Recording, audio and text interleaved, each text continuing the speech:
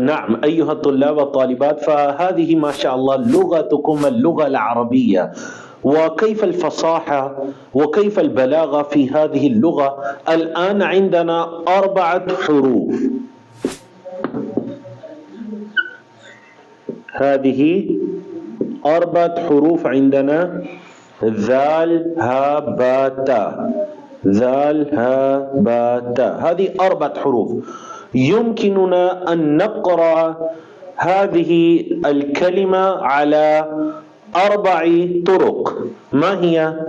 إما أن نقول ذهبت، أو نقول ذهبت، أو نقول ذهبت، أو نقول ذهبتي.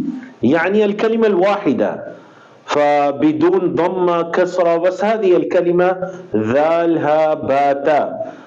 يمكننا أن نقرأ هذه الكلمة إما ذهبت أو ذهبت أو ذهبت أو ذهبتي.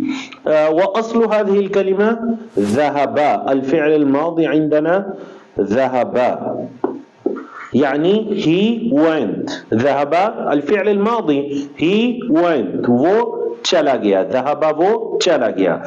ولو نقول ذهبت she went، ذهبت you went، ذهبت I went मैं चला गया، ذهبتي you went للمؤنث، يعني أنت يا ليلى ذهبتي.